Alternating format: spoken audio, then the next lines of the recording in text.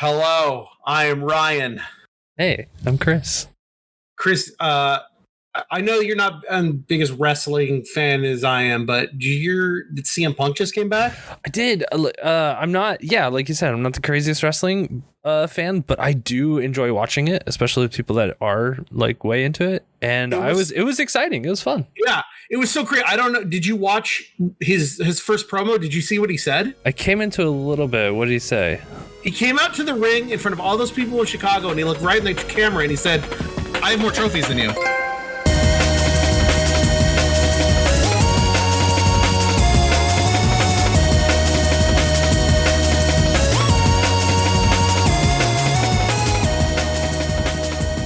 To the show, everyone. Episode 3. Can you believe it? This is the podcast. I have more trophies than you. A podcast all about the different ways that people play video games and our enjoyment in them. I am one of your hosts. My name is Ryan. I am here today with my very good friend. Oh, now let introduce themselves. Hey, it's me. I'm Chris. I play the video games. Spend too much money on Digimon cards.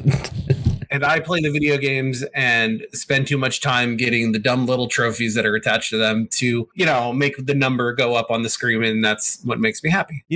I was just thinking about it and I was like, we didn't get a platinum report last week. And now I'm like, how many more do you have? Have you been able to play much video games? You went on a little vacation. We did do in our last episode. We did the section where I asked you what you've been playing, and then I told you how many trophies I got since last time. Mm-hmm. And I have to admit, now to date this a little bit, I will say in between episode 2 and 3, I took a little mini vacation. I went down to Southern California because they did open up Disneyland to non-Californians. I went with my friends Matt Bruce and Rocco, and we had a nice little day checking out California Adventure, seeing all the Marvel stuff.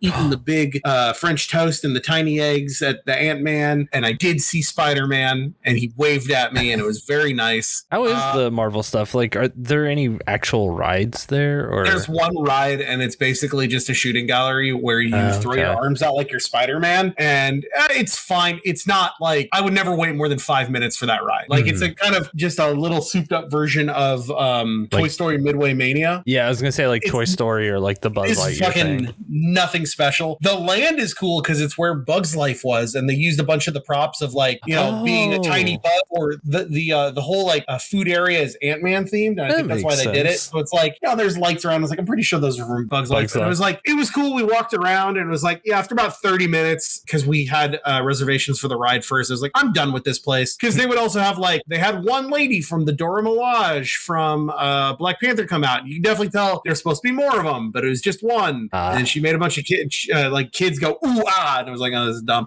And then they had Black Panther and Black Widow fight Taskmaster on this big building that is definitely supposed to be a ride that they just weren't able to build. The fucking choreography sucks. They were fighting so bad. I didn't see it, but my friends Kevin and Rachel went previously, and they said that when they went, the Black Panther was fighting with a spear and he fucking dropped it halfway through. It's This is it's you could tell there's supposed to be more, and just COVID was just fuck it, just get it out there. Oh, yeah. We went to Disney World about a month and a half ago, I want to say. And you could tell everyone's just kind of out of practice right now. So it's if you go to a Disney or just a theme park in general, all the cast members or people that work there, everything just everyone looks or kind of feels like they're trying to regain. I don't know if professionalism is the right word, but that level of skill that they would always have. It's really weird. It's a really weird time to be going to a theme park. But I'm glad I went. I'm glad I'm gonna experience it. But that took up a whole week of my time. So I will say I didn't exactly have a lot of time to play video games. Mm-hmm. I only got a paltry 15 new platinum trophies in the last 2 weeks and 2 100%. So I'm slipping a little bit. My last time we checked in, I was number 119 in all of America. I've slipped down to 121. Oh, no. And I've slipped down in my world rank to number 777s, baby. I am 777th in the world. So not a bad number to have, though. That's not a bad number. I'd like it to be higher. But, I've been playing. I guess I'll start. We always talk about what we've been playing since last time. I guess I'll start. Games I've platinum since last time. Platinum Tokyo Run. I put some more work into Yu-Gi-Oh! Legacy of the Duelist Link Evolution. Platinum Dating Life Millie X Emily on both the PS4 and PS5. Platinum Pizza Break Head to Head. Taco Town on the PS4. Castle of Pixel Skulls on the PS5. Halloween Candy Break. Bowling Story 3 Pammy version Project Summer Ice. That is, of course, the shitty series of games made by a secret Chris Christian cult, but they're $1 a piece. They also put out a new series called ZJ the Ball Level 1. ZJ the Ball Level 2 now available, but I haven't gotten it yet. Space Intervention, Unicorn Break Head-to-Head, Ultra Mission, the last game released on the Vita, plays like shit. Bury the Bunny on PS4, PS5. The Lost Cube, the physical version put out by East Asia Soft for the Vita. And then I did 100% the visual novel Big Dipper on both the Vita and PS4. So I was putting a little bit more work into Overcooked, All You Can Eat for PS5. And I am one trophy away as we speak from platinuming the Dark Crystal Age of Resistance Tactics, which is my shitty garbage grinder game of the week, which we'll talk about in just a second. But what have you been playing since? I've been trying to dip my feet into some shooters recently. I don't know. I've had that itch to play a shooting game. I think kind of Resident Evil got me in that mood, especially with like how that game kind of ends, which we'll talk about later. But I've tried out the new Left 4 Dead game, Back 4 Blood. What is it? Yeah, Back 4 Blood. The game where the zombies say the N-word? Yeah, that game. I played that and I don't think it's a good game. And granted, it's in a beta right now, and that's not the final, product or anything. But from what I have played, it just kind of feels like it feels like a clone of Left 4 Dead, which is exactly what it's trying to be. And it's even made by the Left 4 Dead team that have left and since they work with like Warner Brothers or something now. Either way, the game just doesn't feel good. Like the zombies don't feel good when you shoot them. You kind of run out of ammo a lot, and they've entered this new card system. So it's kind of roguelite-ish. I don't know. Like you kind of have like cards that you play with your team. Maybe Dead by Daylight might be a better comparison, but I'm still like very baby when it comes to that game. I haven't played a lot of it, so I don't know if it's like the best comparison. It just kind of feels like they're wanting to have more things for you to do in the game or like to grind or whatever, but none of it really feels great. It just kind of made me want to play Left 4 Dead or Left 4 Dead 2 specifically, just because like there's so many mods, there's custom made levels, all that kind of stuff, and it feels great to play still, even though the game's like 10 years old now. Yeah, like we played it and we were like maybe like 40 minutes in, and we just kind of were like, oh, you know what, I don't think I need to play any more of this, and just turned it off, and then I haven't played it since. So I don't know. My first opinion of it is kind of rough. I would say like maybe wait for the reviews on it. Plus it's a $60 game, and it's like Left 4 Dead, it's like free at Christmas time, so just maybe wait for that. Just get Left 4 Dead 2 for free. So I'm waiting to see the trophy list. If it's something that, even if it was only moderately fun, if enough of my friends get it and it's like, yeah, this isn't too long and it's something I can slowly grind out, it's not going to be a game that I would buy and immediately try to platinum. But if it's something where it's like, hey, this game's coming out, maybe we play it every once in a while and eventually I'll earn the platinum, I might pick it up. But if it's something crazy like, play for 1 million hours, like, all right, I don't it seems like the game that's going to have a lot of multiplayer trophies. Yeah, but I'm okay with co-op multiplayer trophies. Mm-hmm. It's competitive multiplayer trophies I don't like because specifically, welcome to Ryan's multiplayer trophy rant corner, a new segment on the show where I talk about my least favorite thing in the world, multiplayer trophies. When you do competitive multiplayer trophies, is like, now I have a goal, and when a trophy gives me a goal, it's like, I would like to complete this goal. I see the path and I do it. The minute the goal is someone else is trying to stop you from completing your goal, I'm the fuck out. Because a lot of these trophies are like, when you have a trophy that's like kill 1,000 people with this specific thing, it's like, all right, that's all I'm going for now. And it's hard because unlike with an AI where it's like you learn the pattern, you do it, people are erratic. People can also do shitty things, like when you're playing maybe a fighting game and you have to get so many wins on ranked mode, and then as soon as you start winning, they quit and they've wasted all your time. Yep. I don't like the other people aspect to trophies. Yeah. The difference with that is with cooperative trophies, you find like-minded people who know what you're doing, and then you can all work towards a goal.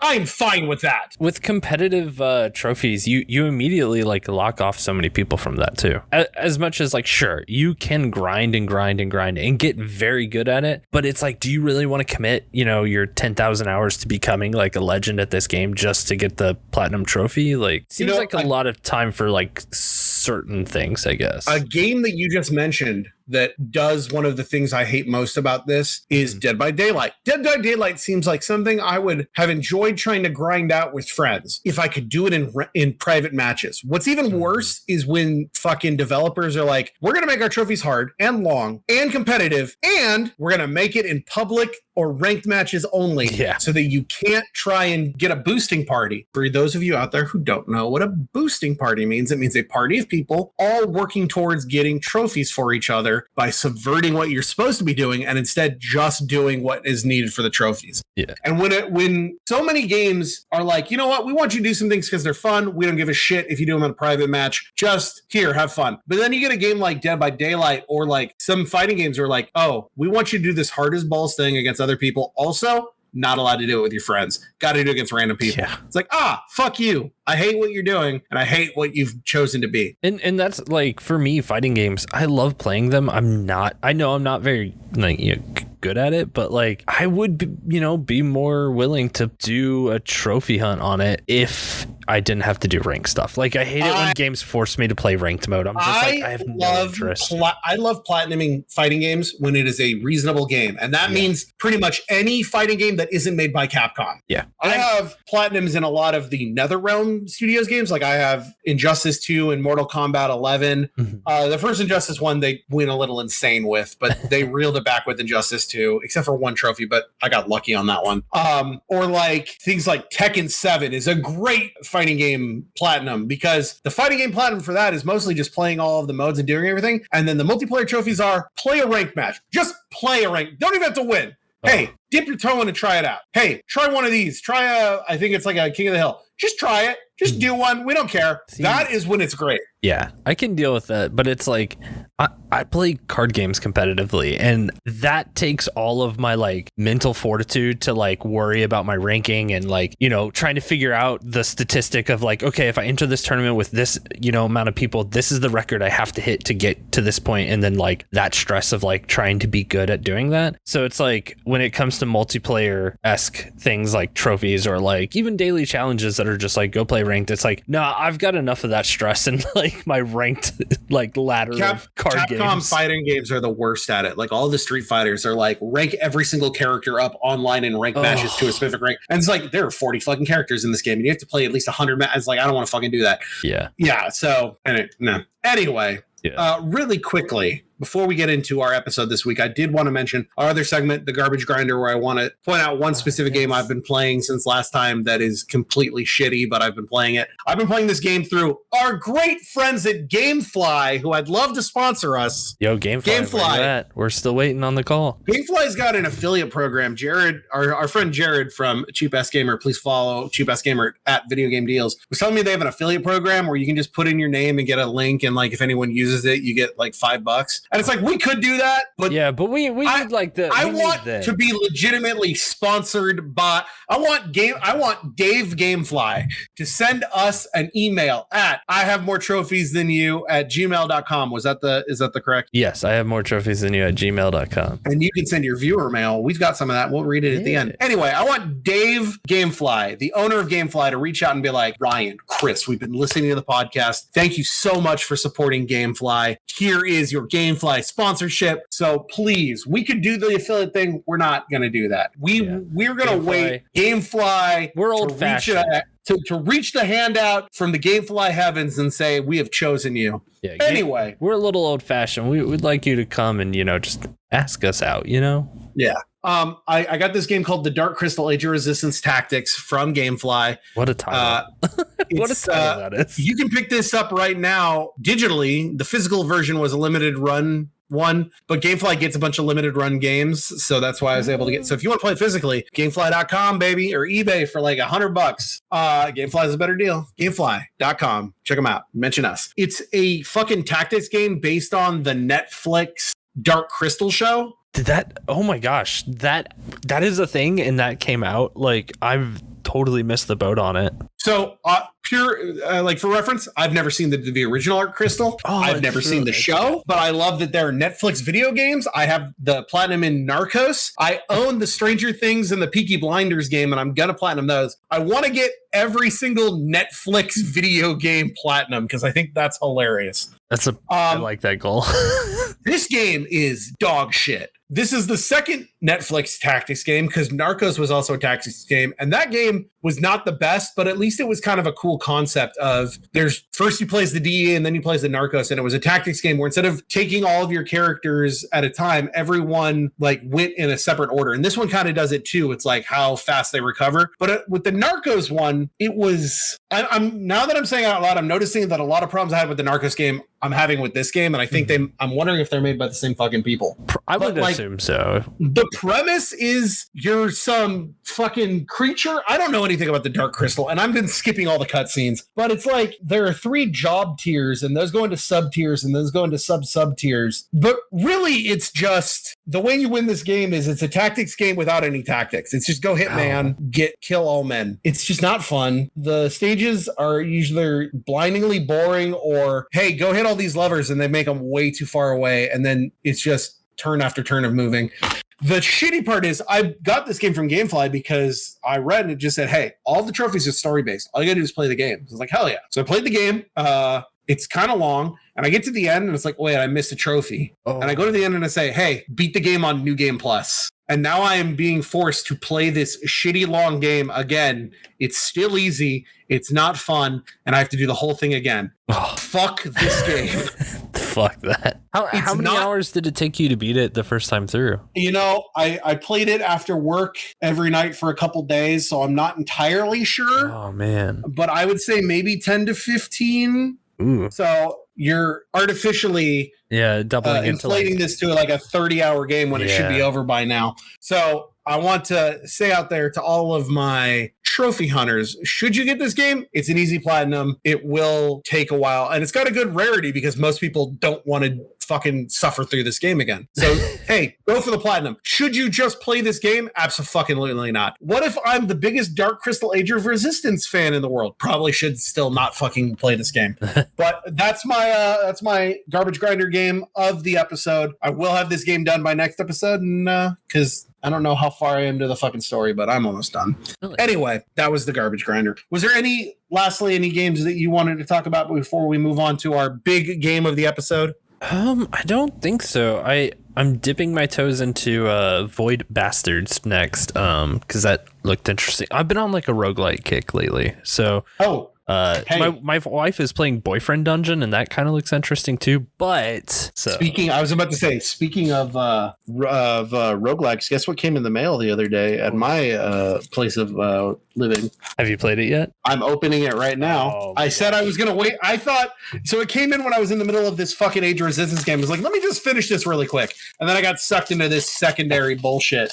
But right now, if you can hear, can you hear? Oh yeah. I have just unwrapped my copy of Hades for the PS4. I cannot wait to talk about that. That game is so good. Like, I love the gameplay loop of it. It's going to be a fun episode. Ooh, it comes with a code for a free soundtrack. Oh man, the soundtrack's really good too. And there's a booklet, and it's got a bunch of pictures in it, and it's all people. It's a character compendium. I don't know anyone in this game. Hopefully soon we will have a Hades episode. I've heard this game is fun and not that hard, but very long. Yeah, I don't know. Like, if you get good at it, it won't really be all that long. But then again, at the same time, like, it's such a fun game that, like, it's one of those where you can soak, like, 6 hours into it. One trophy that makes the platinum very, very long. Mm-hmm. Maybe you knowing the game will know more than me, but you have to max out every keepsake. Oh, okay. That's not that bad. Apparently, someone did the math, and it's like you have to do 1,850 encounters, which I guess is every room. So yeah, it takes the equivalent of 80 full runs to platinum the game. Yeah, but I still don't think that's like too many. Well, the fact that I was looking into it a little bit. The fact that it's not like beat the game 80 times, but it's like, right, do these encounters. If you die, you've still done progress. That I'm okay with. And not only that, but it's like, it's fun progress. And because your keepsakes are basically like your skill boost or whatever. So you get that like little check mark as it keeps going along. Like, it's really not that bad. I also want to tell you before we move on, one other thing. When I was down in Southern California, I made a little stop by World 8-2 in Little Tokyo in Los Angeles, and I picked up a game you can't really get in this country that I might try to platinum on air on my stream. A little game called Dead or Alive Extreme 3 Scarlet. Oh shit. Okay. Not released in America. I really love those games for some reason. I don't know what it is about them. They're just dumb fun for presenting you with perfectly soft skin using Soft Engine 2.0 So, God. Twitch.tv/dr_Ryan. We might be playing that soon.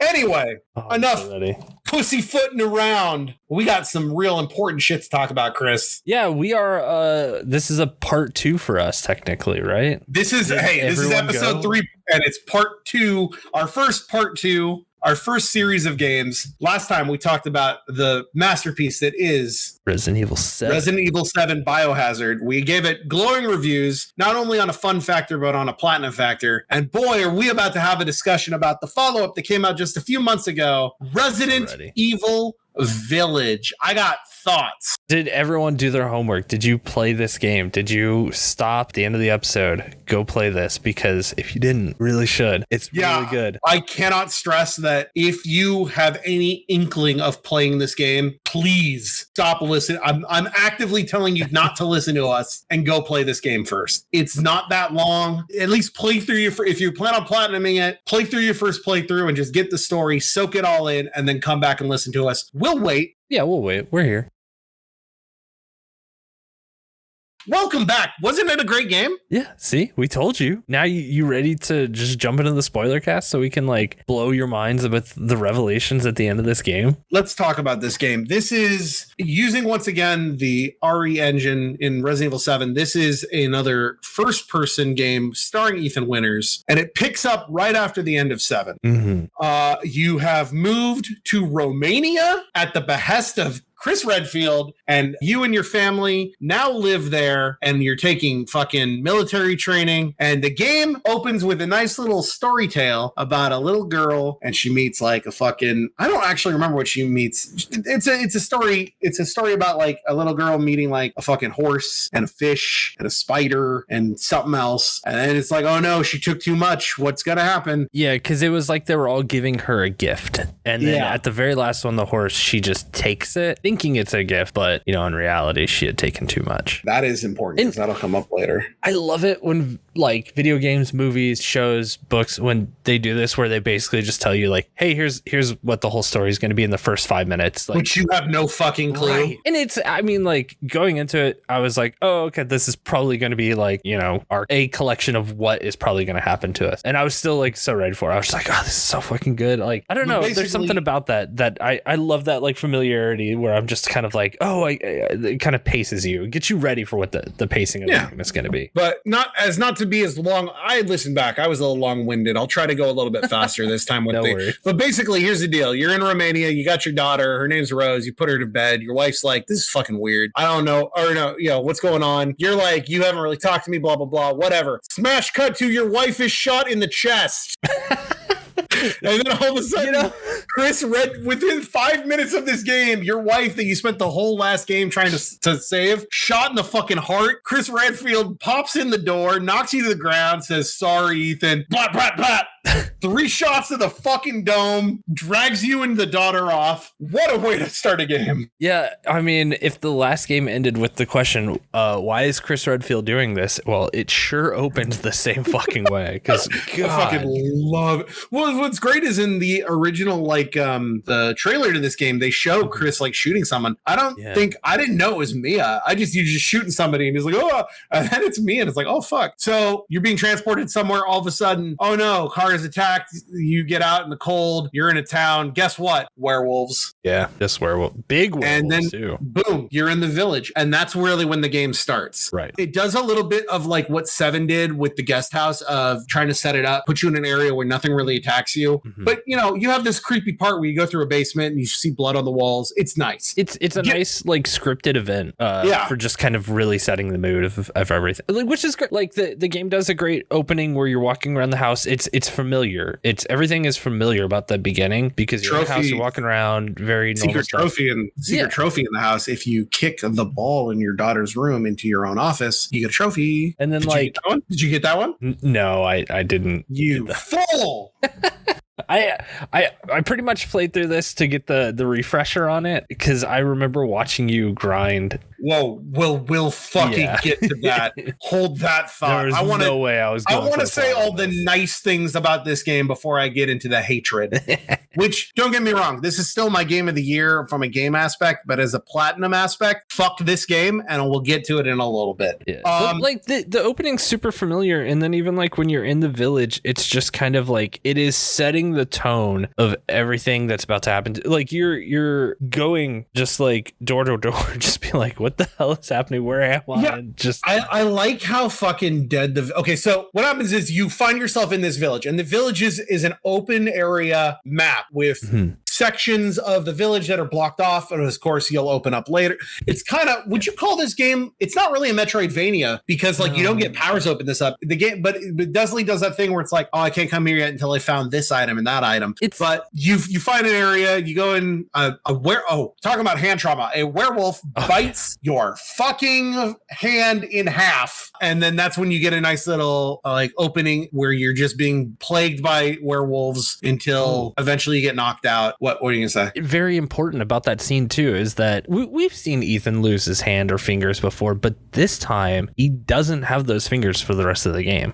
because the werewolf fucking swallows them. Yeah, but that's important. It is important. It is important to note that every time we've seen Ethan lose an appendage or a limb, he can put it back on somehow. As long as he can put it back on. Right. He's not regrowing these things. Right. He's just got the ability to stick them back on and use goo to like super glue them. Yeah. But this is, he gets his entire pinky and part of his ring finger bit, but his wedding ring is still on, which is nice. Bitten the fuck off, and then for the rest of the game it's just bandaged, which is kind of cool. The opening of this game is a little slow but also fast. Like you get this slow part, and then all of a sudden boom, the zombie or the werewolf horde, which is sort of like a horde mode. You're being hit with zombies over zombies. It's actually timed. You have a specific amount of time, you just have to survive. Also note, in subsequent playthroughs, once you get better weapons, if you can kill the big guy with a hammer in this part, that's a trophy. Werewolf with a big hammer. You'll never be able to kill him with normal weapons because he takes so much damage. But if you can get the infinite magnum and then you play through it again, you can just blast until he dies. That's a free trophy plus some free money. What happens then? Like, does the giant Santa looking dude still come down? It's a different one. There's more than one. You killed that one. Oh, okay, I got you. So then you wake up. You're in a village. There's a weird witch lady, and you get a little opening where you go. You meet the rest of the villagers. They're like, welcome to the village. It's cursed. We don't know what to do. Also, we're in a weird religion where we pray to the darkness and Mother Miranda. You're like, something's fucking weird. Yeah. Also, all of these people that live in Romania talk with very Californian accents. That's a little weird. Yeah, I that one was like easier for me to just be like, oh, COVID must have been really tough about doing voice actor stuff. I was just like, I'm just gonna pretend this is just how they it's sound. fine. Like, it's fine. Yeah. It is weird though. It is like afterthought where you're just like, yeah, this couldn't have been different. So you go through a nice little scene where the last of all of the humans in this village fucking bite it. And so now you're the only one. It's you versus monsters. Yeah. And you meet the coolest character in this game, the Duke. They have brought back the Resident Evil merchant and done it in the best way possible. Yeah. Because he's a big fat dude who is in the back of a carriage who is just shit talky, but in a nice way. And he just wants to sell you shit. And when you're like, what's going on? He's like, I don't fucking know. You got money? And not only that, but like, he gives you this vibe of like, I don't know if I should really trust this guy until the fucking like moment where you're like, oh, he's a fucking bro. He's your G. Like, he's going to help you out. Like, he's got your back here. I ended up really loving the Duke, but like when my wife was going through it, she was just like, I don't like this guy. I don't trust him. He's gonna backstab me eventually. I'm like, I don't know. You'll be pleasantly surprised when it comes around. He's probably my favorite like secondary Resident Evil character of all time now. Yeah, he's really good.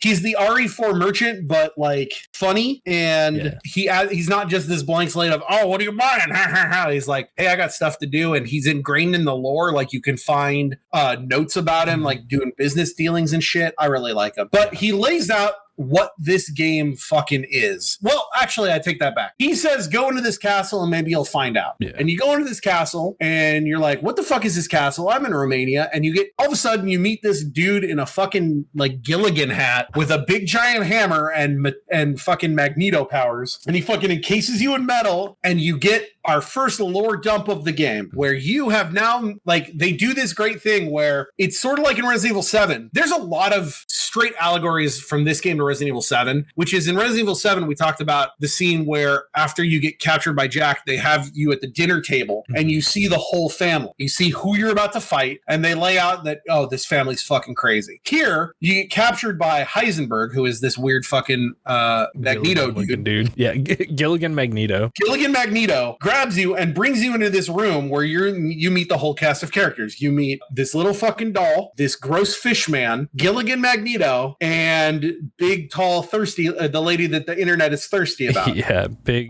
vampire mommy, Lady Demetresque. Alcinu Demetresque. And then in the middle of all this is this woman with fucking 6 wings named Mother Miranda, who is the person that all of those humans were praying to. And so they don't really explain who these people are, but basically you get the feeling these are all bad people because they're talking about what they're going to do with you. Oh, fucking totally. Demetresque wants to bring you back to her castle so her and her daughters eat you. Fucking Gilligan Magneto wants to feed you to his werewolves. It's a bad scene. And so you get a little scene where, hey, Gilligan Magneto is like, I'm going to feed you my werewolves, run. And you have to run through this thing. It's whatever. And you get out and you meet that witch again. And she basically lays out, yo, these people are bad. What are you going to do about it? Second lore dump. You're in this room. You look to the side. What is that? Oh, that's right. It's the fucking umbrella logo. Yeah, that's our first fucking instance of just kind of seeing it in the wild here in this game. Ooh. And by the end of this game, you're going to learn some things. Anyway, oh my gosh. So you get out and we get our first we talked about in the last that it was like for acts, right? We were talking about you had Jack's act, right? Then you had, so the first act of this game is Castle Demetresque. And this is pure, unadulterated Resident Evil. You are in a mansion. You need to find 4 masks to put on angels to open a door. Mm-hmm. And there's hallways and keys and whatever, and they just say go. And I fucking love this. Is not my favorite part of the game, but this is up there. You know what I mean? Yeah, I'm totally with you there too. I feel like everyone I've talked to has said that the second part of this game is usually like it's my favorite, it's everybody's favorite. But as far as gameplay wise, this is the best part of the game. And I don't want to say it all goes downhill, but it's like they just did so well with this. And the premise is simple. There's a door that you want to go through, and it says, hey, you need to find these 4 masks for these 4 angel statues to open it up. That's it. Go explore. Yep. There are fucking, you'll find a door. It's like, no, I need an eyeball. Where can I find an eyeball? And you'll go through and you meet Lady Demetresque, who is the big giant 9-foot tall vampire lady with the giant boobs. And you meet her 3 daughters who are girls, but also they are bugs. They are girls, but they are bugs. They are bugs. And they are bugs, but they are also girls, but they are mostly bugs. I like when people are bugs. Bugs are cool. I love bugs. I'm a big bug fanatic, though. I didn't like when we talked about this last time. I didn't like when Marguerite was bugs because she wasn't bugs. She had bugs living in her, and that was gross. Yeah. These are hot vampire ladies who turn into bugs, and I think that's fine. I thought that was actually kind of cool too. It was just kind of like subverting, like, oh, they're not bats, they're like bugs. What's even better is if you find, I don't know if you ever did you look for all the notes and the files on everything? The ones that I could. I didn't like go too hard on it. There is a trophy for that. You find out that her bug daughters are not actually her daughters. They're 3 girls from the village that were given to her by Mother Miranda that Demetresque does experiments on with something called the Kadu. We don't know what that is yet, but she did the Kadu experiment, and then all of these carnivorous flies landed on them and ate them entirely. And then all of a sudden, all of the bugs that ate those people turned into those people, and they weren't themselves anymore. They were her bug daughters, who were vampire bug ladies that need to eat man flesh. And you're in this castle. And also, by the way, this castle turns humans into wine by draining all their blood and then just putting it in bottles and saying it's wine, but it's mostly blood. Also, Demetresque is a large vampire who drinks blood. I was gonna say, could you imagine like a Tinder profile being like, I'm a giant swarm of bugs and I need to feed on man meat? They use the words man flesh and man blood, and they talk about it as like, yes, give me the man thing so we can eat his man flesh. And I'm like, that's a weird. I love it. I don't know about that. Do we, I want to say really quickly, I want to shout out in this first stage, a really good puzzle. You get into a room and you have to find 5 bells. Do you remember this one? Yes, that was such a good, that was hurting my brain for a second. And then when you see the last one, you're like, oh my God, that makes sense. Yeah. So it's basically, they're like, hey, there's 5 bells. You need to ring them by shooting them with your gun. And that'll open up a secret passage. Mm-hmm. And the first bell's just sitting there. Yeah. It's like, oh, I get it. You don't see the rest of them. You have to start looking around. Like one's hidden on top of a bookcase. One is on top of chandelier. Yeah. You have to shoot the chandelier so it'll move. Right. One is in some exposed gears to a lighthouse. But the last one, and I thought this was really smart. So there's a trophy for breaking all of the windows in this. All these windows are breakable in the castle. And if you break all the breakable windows, you get a trophy. And so you learn that later when you fight the first bug lady and you find out, the bugs don't like the cold. Right. So if you fight a bug woman and you break a window and it's cold, then she's actually hittable. Because before that, if you try to shoot the bugs just get out of the way. Mm-hmm. So you learn to break the windows. So it's like, you learn to break the windows. Plus, I'm looking to break the windows. So you're in this room. You're like, where's the fuck is this last bell? And I look up and I was like, there's a window to break. So I go up and I shoot it. And when you shoot the window, it's like, those motherfuckers hit the bell outside of the room. Yep. So smart. It's so good because I kept going up and down the stairs, just being like, it's in the room. It has to be in this room. So it's not going to make me leave. And I'm about halfway up the stairs and I turn to look at the chandelier again. And then I just kind of see that faint look and I'm like, I bet it's behind that fucking window. And sure enough, motherfuckers.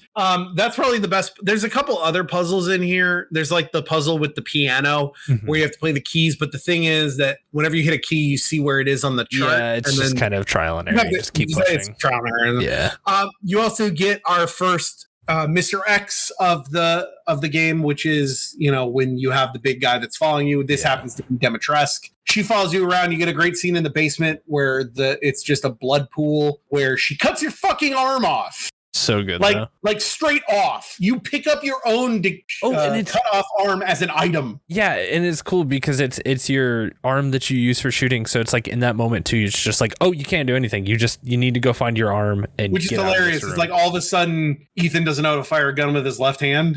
Well, I mean, he's missing a couple fingers. It might be hard to hold the gun. It's also side note. What's funny is they talk about that Ethan has been doing combat training with Chris at the beginning. Yeah. And it's actually funny because when you reload your gun in 7, he does it like an amateur. Right. When you reload your gun in 8, he does the thing where he's already holding the clip and he just clips out, you get a faster reload. It's a tactical reload. So it's actually kind of nice. It shows, hey, he has been training. Yeah. But that also should mean he should be training to fucking shoot with the other fucking gun or hand. Anyway, what's really funny is if when she cuts your fucking arm off, you pick it up, you get the scene where you're going up this elevator, you pour goo on to put it on. Somehow the goo also fixes where it cut through your sleeve. And I thought about it, and that's really stupid. But at the same point, also might play into something a little bit later. Totally planned. It makes you think about it. It makes you think about it so much because you're just like, why would this happen? And they tell you why. First area, you find your 4 masks. You put on. Is there anything else about this first area we want to talk about before we talk about the boss fight? I mean, it's just good, clean, classic Resident Evil. Resident Evil. Yeah. Again, not a lot of backtracking. Familiar. It is something familiar at the beginning of this game. What they do in this game that they didn't do in the last one is they introduced the money system. So there are treasures. So there's things you can do to find random bits and bobs and crystals and treasures that are worth more money. You get also the return of combinable items in this one. There's a ring you can find, and then you can go to an area that is a secret area to find a blue jewel. You can put it in the ring and it's worth more money. I'm back and forth if I like the money system versus just finding shit in 7, because you do get into this thing where you need to pool money to buy upgrades, but I don't know. I didn't feel like I needed to grind at all. I kind of felt like I always had just enough. See, and I did need to get the weapon I needed for Village of Shadows, but that's a different story. I found everything in this game. Also, though, I found everything in this game. I'll say my first playthrough completely blind because I wanted to enjoy it, and I played it on normal. I didn't play it on easy. I just wanted to enjoy it the first time. I will say that just playing it blind, I found all but one of the records and all but 3 of the goats, which are the the collectible like a Mr. Everywhere, or the Mr. Raccoons in Resident Evil 2 remake. Yeah. The only downside is you don't really get any, because they did this system of getting, we talked about last time, of getting like the completion points to buy things. You don't get any, like, if you find all these collectibles, you don't get a special thing. You just get more points to buy whatever you want. Right. Which some could say it's like, choose your reward. Yeah, it's fine. You get to choose your reward, but I also like that doing something gives you a specific reward. But that's, I don't knock the game for that. Yeah. Anyway, so it's just different, different styles. So that's the first part. We get our first boss fight. Demetresque turns into this big giant goo monster, dragon, chimera thing. You fight her. It's great. You kill her. She turns into mist. And then you realize, oh, she's fucking dead. This character that they built the entirety of their ad around dies in the first part of this game. Which I thought was hilarious. Especially like when they were doing the demos and stuff like that for this game, I was like, oh yeah, that's what this is going to be, because then you don't know what's coming next for the rest of the game. Like, totally makes sense to do it that way, but like at the same time, it's like... Well, they also said that like they didn't realize how much... Everyone was going to latch on, Demetresque. I do want to say a funny little thing. If you played the Maiden demo, where it's a walk through basically the dungeon part of this castle, you're playing this character and you die, you can find the corpse of that person as a zombie. Oh. And if you kill them, you get a special treasure that's her necklace. I thought that was a cool little touch. Oh, that's cool. Yeah. Anyway, so you get through the first part and you find this vial. You don't know what it is, but you go back to the Duke and you go to the Duke and you say, hey, I found this thing. How do I use this to get my daughter? And the Duke goes, what are you talking about? You got her right there. And you look at and you take the dust off and it says Rosemary Winter's head. And you realize your disembodied daughter's head is in this vial. And that's when they drop that Mother Miranda has kidnapped your daughter because she thinks she's special, disembodied her and put her into 4 vials that she's given to the 4 people at the beginning of the game. And now your job is to get the parts of your daughter like fucking Dracula and reassemble your daughter. It's so good. And what's great, this is when basically kind of becomes Ocarina of Time. Yeah. Because all of a sudden this map opens up and it goes, hey, here are 3 parts that you should go to. Here's this house, House Benevenito. Here's House Moreau, and here's House Heisenberg. And these are the lords of this area. Go have fun. Yeah, go get your daughter, or go get the rest of your daughter back, I guess. It was so good because I was like, as soon as like the Duke is like, what do you mean? It's just like, oh no, here we go. And it's like, all right, like we got our daughter-ish back.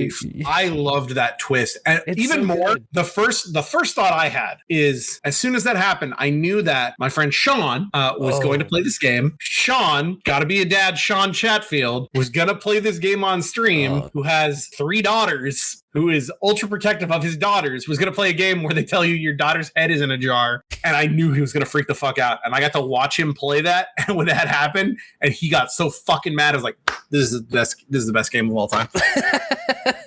Only when it can elicit those feelings from your friends where you can just be like, yes, I love this.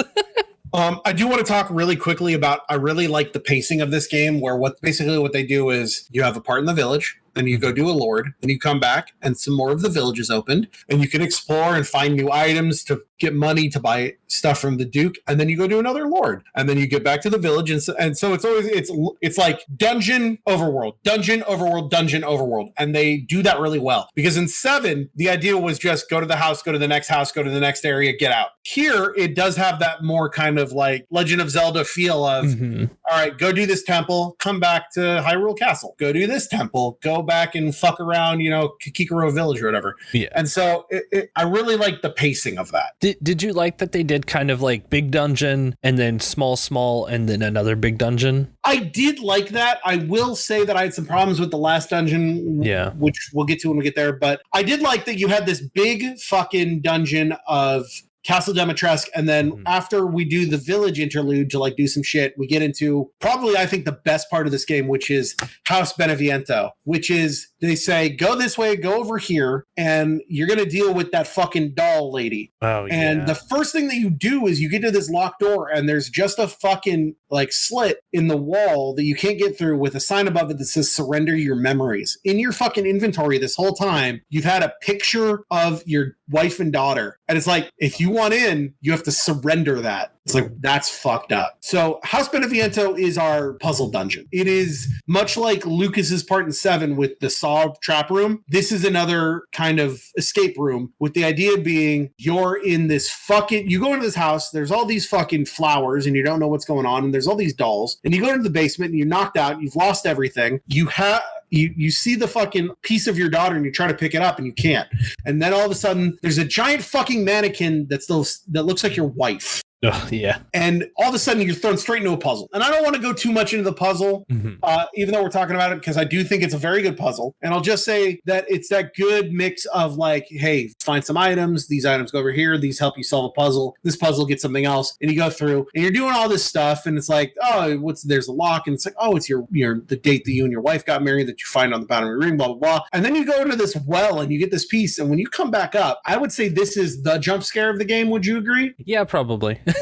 You go down this hall, you're hearing these conversations with your wife, you're hallucinating. You go and you turn this corner and there's a 10-foot dead baby that looks like the baby from PT, and it's trying to fucking eat you. Now, and you must run the fuck away because there's nothing you can do, because if it catches you, it will eat you whole and it's gross. It is like a weird, oh man, I don't know how to say it, because it's your dead daughter. It's supposed to be the fetus of Rosemary. Yeah, but like the way it looks is so grotesque. I hate it. I hate it's got a big giant weird vagina mouth. That was the part. I was just kind of like, it's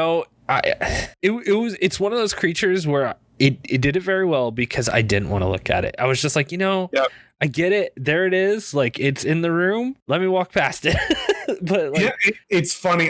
That is my favorite part, to watch other people. Like, I've seen a lot of my friends stream this game, and I love when they get to that part because I just want to see their reaction when that thing fucking turns the corner. It's my own reaction. I don't know about you, but my reaction was I turned the corner and I saw that thing and I said, no, and I just fucking ran.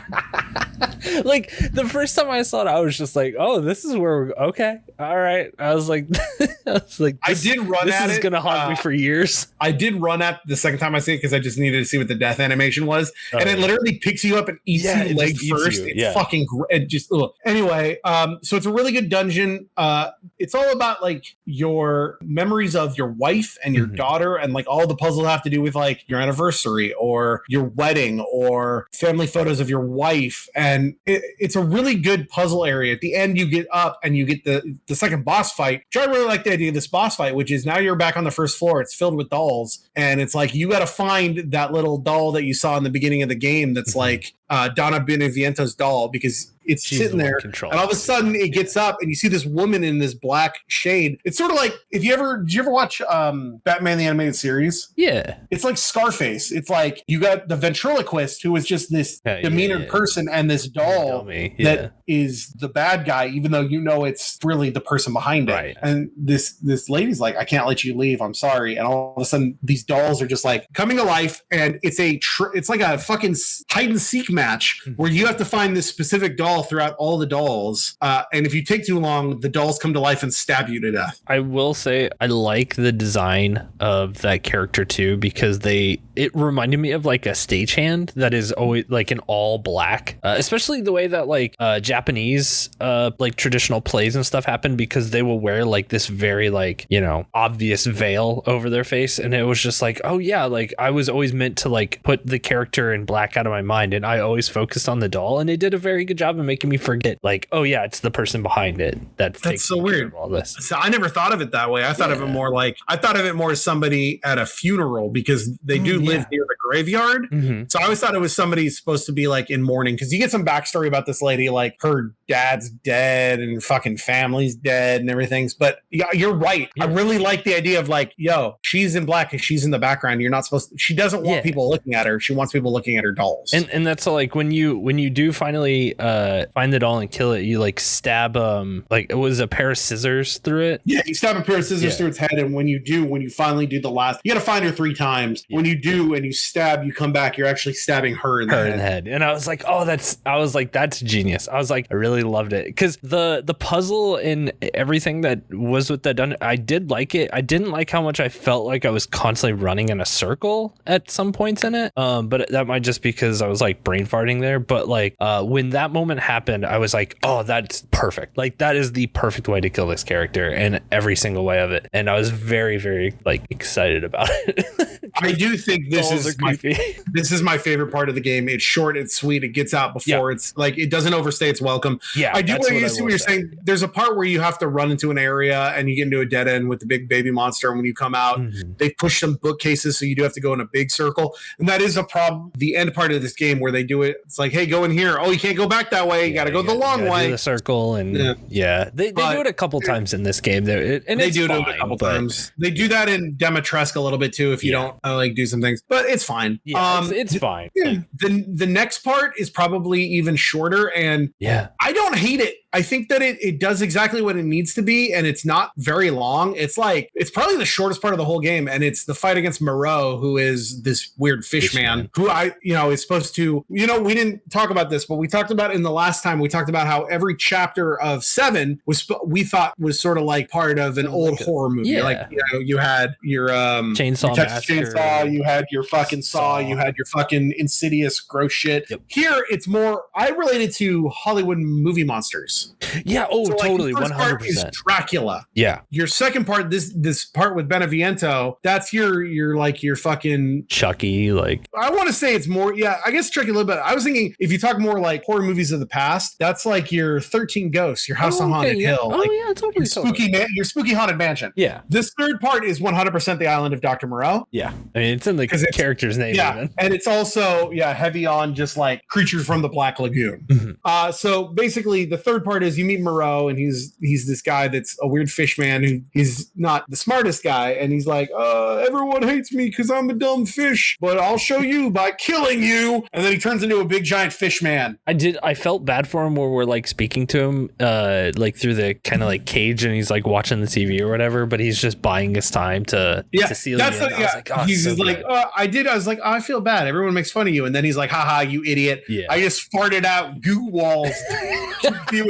Like, he literally just shits and barfs out like acidic goo to like trap you in. And so the beginning part is like go through some caves and there's some marbles, whatever, but the meat of this area is you're running on like the rooftops of like you're in a lake in a drowned out part of the town that Moreau has opened up this dam to flood part of the village so he can have like his gross fishman lake. And so your job is to find a way to get power back to the dam so you can dam it and dry up his lake. And it's a really cool action sequence where it's like you're on these fucking rooftops of this flooded area, and if you fall in the water, he's gonna fucking one shot eat you. And so you have to do some puzzles of like, where can you shoot to lower things, and there's a puzzle with some levers, and it's a quick little action sequence. There was this one part where you have to like go across a bridge that is halfway submerged in water so it can kill you, but there's some ways to get off. That I did get caught on some geometry and got killed for dumb reasons a couple times, but whatever. And then at the end of that, there is another little puzzle where you have to like put in the code. How did you do? I got this puzzle almost immediately, and I have seen that this puzzle a lot of people get caught up on, but I got it immediately. Did you get the the puzzle with the buttons? Well, yeah, like I mean, again, I'd seen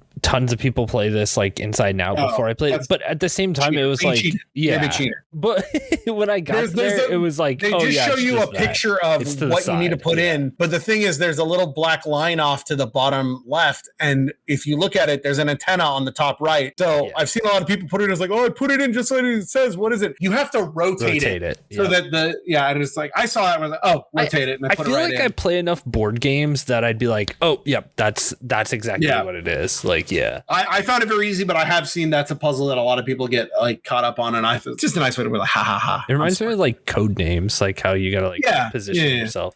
So then we get our third boss fight, which is just a straight boss fight where you're in the town drained of water, and you have to just shoot this fucker in the face, and he throws acid at you, and sometimes he'll barf in the sky and he'll rain acid. It's a pretty standard boss fight, nothing special. Doing this boss fight though, and it's kind of weird because like the first castle of the game, I kind of got this feel of like, oh, this feels like classic Resident Evil. You're running around a mansion. Yeah. This one I felt like I was like, this is like Resident Evil 5. Like I feel like I've got to do X, Y, and Z to then go like I got to punch this boulder and now I can shoot Wesker, you know? I absolutely get that and I don't hate it. Yeah, I didn't hate it. I was like, you know what? Like this isn't terrible. Like and like you said, it's a great action scene and that's exactly what it is. Like and that's what Resident Evil 5 is. It's just an action game kind of. It's just an insane like action scenes, you know? And that's what it was. They go from that action scene to another one and I thought this is where the game kind of hitches a little bit because after this you're like, oh, okay, let's go to the fourth one and Gilligan Magneto is back and he's like, before you come fight me in my lair, you got to go to where all the fucking werewolves live and get the last piece of your daughter. And it goes into another fucking action scene of you having to go to the werewolf lair and kill all the werewolves. And it's a big open area where it's just werewolf. It's literally just like werewolves.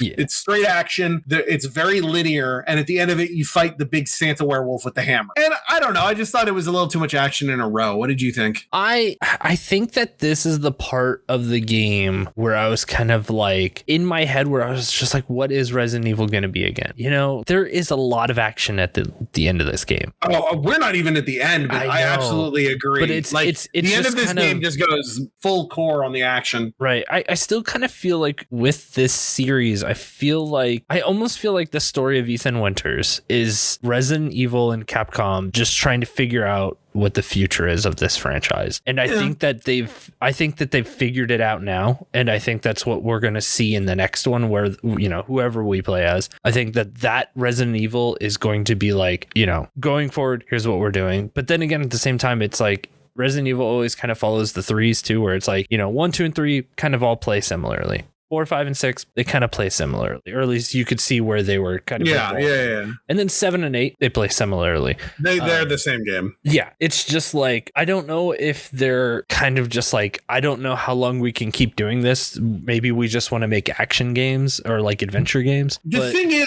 I don't know. Like they do this action and then they immediately put you into the last dungeon of the game, which is the factory where Heisenberg lives, and it's straight back into a lot like what the castle was, right? Which is now you're back in this 4-tier dungeon that is slow and methodical. And they did do something. Okay, so I see a lot of people complain about the last dungeon, the factory, and I get it. It's a lot like the tanker, where it's like, I think we're done, and I think you're making this game just a little too long. And much like the tanker in 7, which was multi-tiered in a lot of small areas, go up, go down, go up, go down. You're kind of doing that here, but not as much.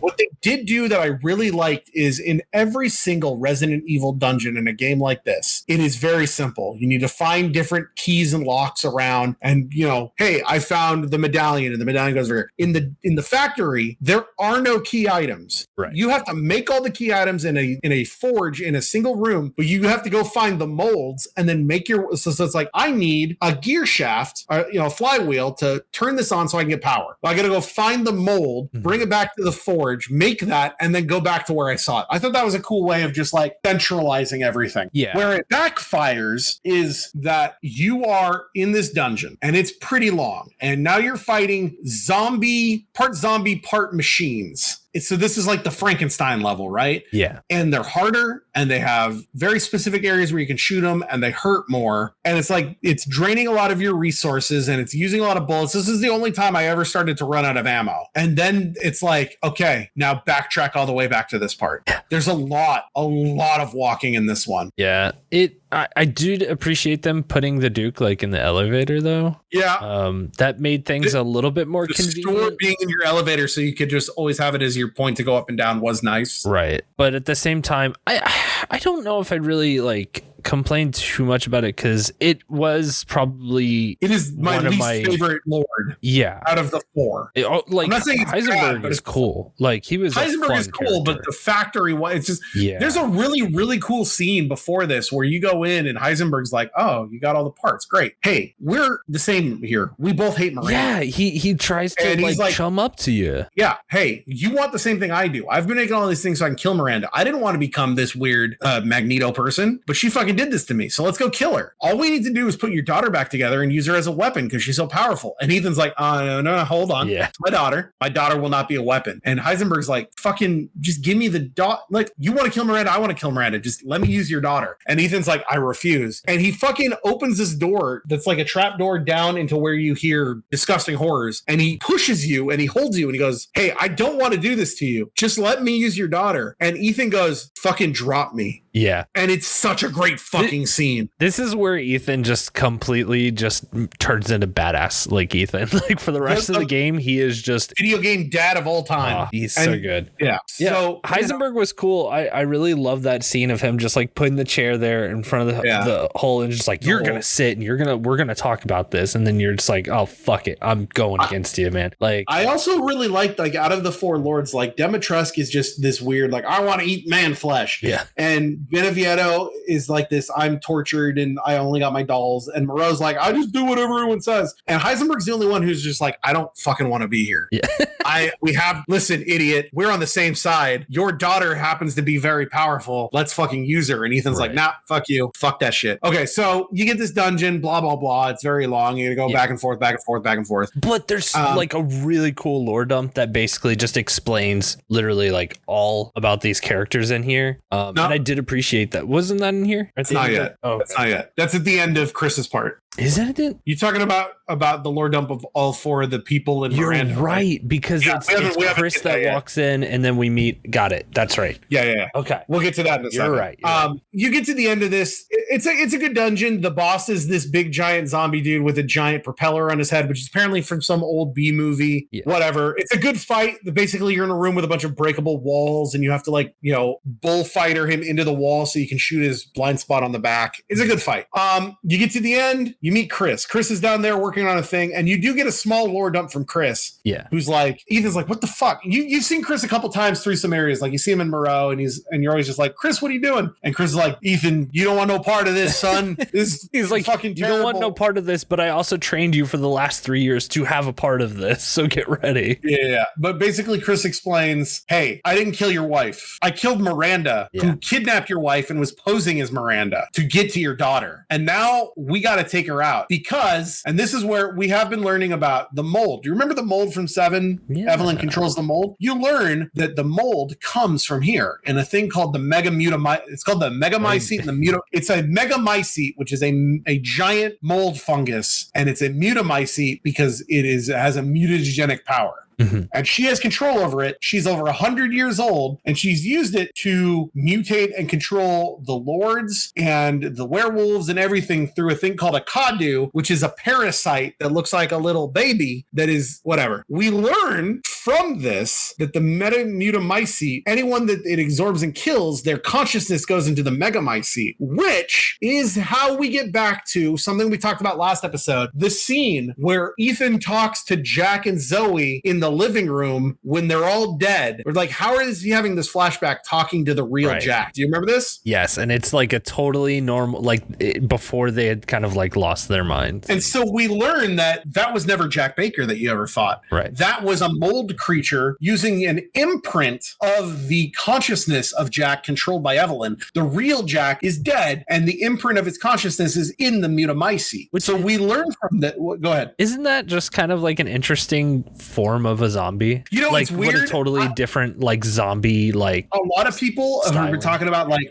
so full disclosure, I like to live action role play. And I've been playing a game for the last 6 years called Dystopia Rising that is all about a post-apocalyptic future where there is a fungus underneath the world that takes the imprints of dead people, and then that's how you get zombies. And so it's weird because the whole premise of this game is sort of the same as a LARP that I've been playing since 2015 that's been going for like over 10 years in Jersey. I thought it was like, oh, this is weird. That's so cool. I kind of like that. I mean, again, like as I was talking about, like familiarity, like this game does familiar things while trying to like really find its path forward. But that's interesting that it's just kind of like there's that more little bit of familiarity that you have as a personal touch. You know what's on a side note, this game has been accused of a lot of plagiarism, especially all of the stuff in Heisenberg's area, ripping off some fucking movie called like The Laboratory of Frankenstein. What the fuck is that movie called? Do you know what I'm talking about? Did you hear about this? No, I didn't. I completely don't know anything about this. There's some B movie. Hold on. What is it? Resident Evil Village plagiarism movie. Frankenstein's Army from it's a 2013 found footage movie, and it's got Sturm, the big giant like the boss of the last area, that's the dude with the big propeller. He's in that movie. All of the zombie creatures that Heisenberg has is in that movie. It takes place in a big factory. So people are like, whoa, that's weird. Like literally they straight up ripped off this Dutch movie, and now it's like, hey, the whole plot of this game is ripped off of this LARP that I've been playing for forever. It's just kind of weird. It's like, is Capcom just like looking for these little things that no one's ever heard of and be like just straight up ripping them off? I mean, I don't know. Anyway, sorry, that's as somebody who has been around artists for a long time, I've seen weirder. Like I've seen stuff like that happen in the community. Like it's very possible they have no idea about the LARP thing, but like if you look at the stills from this movie, those things like I think those fucking one. Yeah, I like somebody from Capcom or somebody from Resident Evil fucking watched that shitty little. They were movie definitely inspired by it. Like, oh, that's all like that. I want to take that. Yeah, totally. They were totally inspired by it. They had to have been, because the coincidence is like it's too uncanny. Yeah, it's too uncanny. Anyway, so Chris dumps all this on you and says, "Here's the deal. I need to go take care of Miranda. You go kill fucking Heisenberg. By the way, he's Magneto. But I've made you. This is the dumbest shit. I've made you a car out of non-magnetic metal. Okay."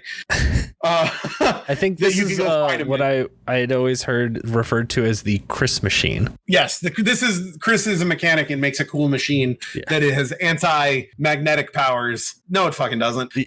And you get a boss battle that is kind of fun on harder difficulties. Very frustrating. I will talk about that later. But you get a mechanic battle where you're going against big giant mutated Heisenberg, who is like pulled all the metal and made himself a big giant like weird gross metal monster, and you're in basically a tank that's got a machine gun. And you get my favorite line of this game, which is all of a sudden when he's monologuing, there's this big explosion, and all of a sudden Heisenberg looks at it and goes, "Oh, that boulder punching asshole is up to something." I thought that was a fun little like how would he know about that? My love for Resident Evil 5 like just shone through right there, because I was just like, this rules. I liked it. A lot of people are just like where I was just like, oh, where's how is this all in the greater scheme of it all? It's like that line just being thrown like that. I was just like, oh, this fucking rolls. I was like, can we talk about one more thing about how like fucking just douchey Chris Redfield is? Chris works for, what's the fucking name of the organization? BCOS or whatever.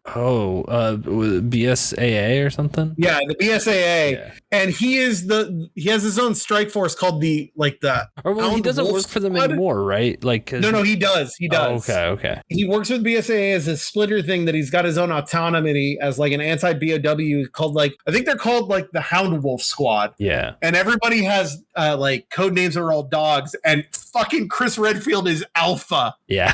Fuck you, Chris. I love Chris Redfield, and like I love everything that they kind of do with him. Because again, with 7, where I was just like, is it Chris? Like I don't know if I really like how they introduce Chris right there at the end of 7. Yeah. This game makes up for it, because I was just like, good. Chris is still just shit. The goofiest guy in the world. There are 6 members of fucking Hound Wolf Squad. You've got Umber Eyes, K9, Night Howl, Lobo, Tundra, and Alpha. This is some bullshit. Oh, what a good character. I love Chris Redfield. Well, speaking of Chris Redfield, so after you have this fight with Heisenberg, or the color man, with fucking Heisenberg, you've beat him, and then Miranda comes up and fucking kills Ethan Winters. Yep. Ethan Winters dead. gone. And it's like, how are you going to live? Because she fucking rips your heart out. She literally, in first person, she grabs at your chest and pulls your still beating heart out. And it's like, I'm taking your daughter. Your daughter is more powerful than you can ever imagine. And I'm going to use her and the power of the Mutamycete to get my daughter, who's been dead for 100 years, his imprint, and put her into your daughter and basically resurrect my daughter. Yeah. And he's like, the hell you are. And then she goes, the hell I am, and pulls your heart out and smashes it. And you're dead. And this is, honestly, this I think is what I've heard is the most contentious part of the game, from at least the group that I've been hearing. Absolutely. I get it. This is the part where people are like, oh, now I'm playing Call of Duty because cut to, you are now alpha. Yeah, you are now Chris Redfield. You get to fucking play as Chris Redfield. Like, you get to play as Chris Redfield, and Chris Redfield has like a fucking assault rifle. Yeah, with like 300 bullets. Machine pistol and a fucking all this shit. And it is just straight action. There is no qualms. It's not like just go forward. They give you the bullets and there's a million fucking werewolves and it's just like kill all werewolves. It's fun. It is fun. You do get to a part that's kind of annoying on higher difficulties where you have like a laser target. You got to paint this castle because it's being overloaded with the Mutamycete and you got to get in. And like, there's this part where it's basically just waves and waves of dudes while your thing is recharging. And when it recharges, you got to paint the thing. And on normal, it's not too hard. On the fucking highest difficulty, this fight fucking sucks. Oof. Then you get in and you have to fight another one of those big werewolf dudes with the hammers. But this guy is like ultra tough. And the idea here is that you need to wait until he hits the top of the tower and then you can use your laser to hit him. Even more frustrating when you have to do this knife only. And then Chris basically is over and we get to the end of the game where all of a sudden you're Ethan Winters again inside the Mutamycete talking to Evelyn, the girl, where she explains, what do you can't win. He's like, I got to get my daughter back.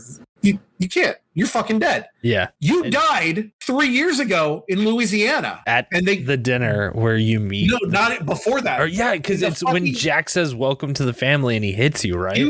They explained that in the prologue of Resident Evil 7, after meeting Mia in the basement and fighting her when she's gone crazy, and when Jack shows up and says, welcome to the family, son, and punches you in the face, he didn't punch you in the face. He fucking murdered you. Yeah, he hits you and then he stomps you in the head. He took you back and he made you into a mold monster, and you went into the Mega Mutamycete, and your fucking imprint, Ethan Winters is a fucking Green Lantern because your willpower is so strong that you created yourself a body out of pure mold, imprinted yourself into it, and then just lived again. Yeah, for Ethan has been a bioweapon since the beginning of Resident Evil 7, and explains why you can put your hand back on, why you heal with goo, why you can take so much fucking trauma, because you're fucking dead. Yeah, you're already What a great scene. Yeah. What a great fucking reveal. Like, and that was, it's so good too, because they show you the character dying right there. And she's like, you're dead. And you're like, yeah, I know. Like, but we're still fine. And it's like, no, you died 3 years ago. And it's just like, oh. And it's like, oh, cool. Yeah, that totally makes sense. Everything makes sense now. It's like why things happen in 7 happen the way they do. And then the way everything is played out here in 8. It's a nice little bow at the end. It also explains why you didn't need, at 7, the whole thing about, hey, I made these inoculations to the mold,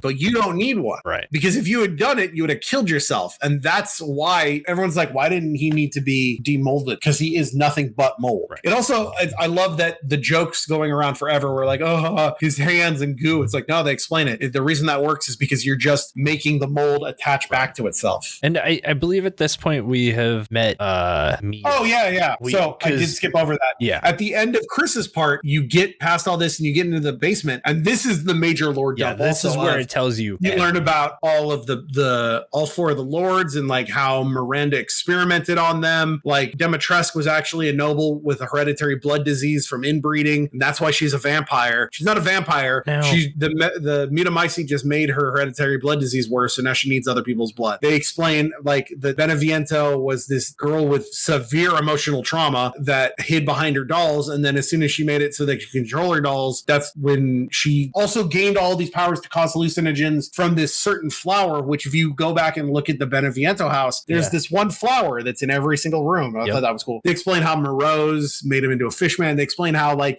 she took fucking Heisenberg against his will and did this thing to him and basically implanted him with electric electric eel DNA. That's why he has Magneto powers. You also find a letter from fucking Oswald Spencer about how yes, that's what Oswald Spencer met fucking Mother Miranda back in the 50s and did work on the Mutamycete with her. And then he's like, I think that the mold doesn't work in the way that I want to change the entire human race and evolve us all. I need a virus that I found in fucking Africa. Yeah. And good luck. By the way, I'm going to start a company, and you know that weird symbol on the wall in the cave? I'm going to use that. I'm going to call it Umbrella. Peace. And then you go around and you find real Mia, who that's when she explains, you don't understand. Ethan's very special when Chris tells her she's dead. And then that's when you get the scene of, guess what? He is mold. Yeah. And then in the mold, in the Mutamycete, where you're dead, Ethan goes, fuck that. I still need to save my wife and daughter, and fucking gets up with no heart. And this is when your best friend, the coolest fucking character, comes and helps you out and is already loaded you into the back of his carriage, and you wake up and there's the Duke riding along. The Duke's like, hey, I'm gonna take you to go fight Miranda, and he's like, who are you? Who am I?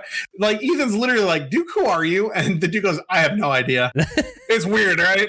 Peace, and just throws you in, and you get the final battle. It's so good. Like, I thought it was really funny to just be like, he's like, I have no idea what I am. It's weird, right? I like that they kind of don't explain what he is, but you get your final battle and you get your final end, which is after finally killing Mother Miranda and killing the Mutamycete, you have damaged yourself because now without the Mutamycete, you're also affected, but you don't care because it's going to keep your daughter safe, and we need to blow it up. And Chris is like, I'll do it. And Ethan's like, I'm already dying. Save my daughter. Mm-hmm. And he kills himself, kill the Mutamycete, and save Mia and save Rosemary. And it's this great scene of literally just like, Ethan Winters is the greatest character the series have ever had. Is his willpower for his wife and his family is so strong. He defies death and will do anything. And in the end, he gives up his own life to make sure they're safe forever. Right. And that's the end of the game. It's so, I couldn't believe it, because it was like, when it was finishing, I was just like, wow, they really pulled it off. They really pulled off this. Chris, it's not over yet. Oh, because that game ends, and then you get a quick little scene where they replay that tale that they were telling at the beginning again about the little girl going through, and you realize, oh, that's the 4 bosses. Right. And that's the Mother Miranda. And then all of a sudden it cuts to that story being told on a bus to another kid, but you don't know either of those characters. And you pull out, and who's that? As Rosemary as a teenager. And she's going to visit Ethan's grave. And then all of a sudden some dude from either the BS. Oh yeah, we should probably say BSAA. There's this dumb little plot really quick where Chris and the other Alpha Wolf Team Wolfhound Squad find out that the BSA has been using BOWs, like their own tyrants, to like fight Mother Miranda. I'm pretty sure that's set up for 9. Anyway, Rosemary is working with Chris still because some guy's like, we gotta go, and they do a little scene where they're like, come on, Evelyn, don't so mind it, whatever, it doesn't really matter. Rosemary is just like powerful. She's got powers, and we don't know what, but she's got some sort of mold powers that were passed on from Ethan. And at the end of the game, they're driving off in the sunset, and you just see this figure of a man walking forward, and it ends, and it just says, the story of the father is now over. And I thought that was a great way to end it. They're saying Ethan's chapter is done. We are done with Ethan Winters. He was a great man. He's dead now. We're moving on to Rosemary. What a great fucking game. Excellent way now, to fucking end it too. Like, what a perfect bookend. Like, I'm stoked to see where they go with it. I cannot talk even more highly about the story of this game. And now is the part of the podcast where I shit on this game for its trophies. Yeah, I was gonna say let's get to the stinging point, the hard part.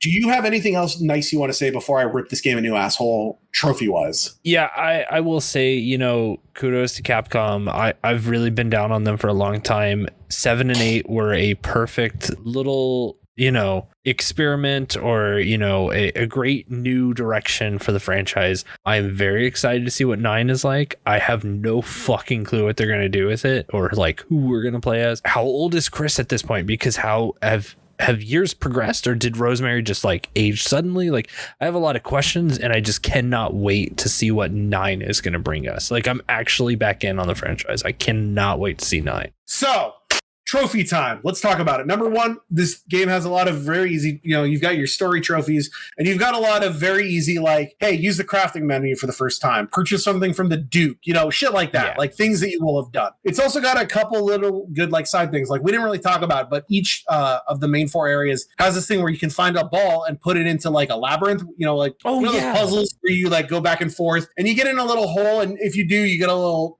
treasure that you can sell for a lot of money. And I thought those were nice. Those were fun. I did all of them for the money. Then you got like side things like, hey, move that ball in the bedroom, you shoot down some crows, go in every outhouse, break all the windows, some pretty simple shit, right? Mm-hmm. Then you get into the annoying trophies. Specifically, there's a trophy I want to talk about that fucking sucks called Lucky Number 7, which is to have either 777, 7,777, or 77,777 money in possession, specifically in the story at one time. And the reason that's fucking annoying is because everything costs 0 or 5. Oh. There's only one thing that sells for exactly 7, and it is a blueprint for a type of bullet that you get after you've completed the game because it's one of Chris's weapons. No, actually, I think it's one of the weapons. No, I take it back. It's one of the weapons you have to unlock with the completion points. The WCX rifle. Yeah, the WCX rifle. Here's the problem with that. To then get enough money, or you can make the bullets to sell to get, because you sell the bullets for 7. You can get enough stuff, and then you can make the bullets and you can sell them to get 707 money. But the hard part is getting to 0 money, because it's limited what you can buy and sell. And so it's impossible once you have any money to get to 0 money.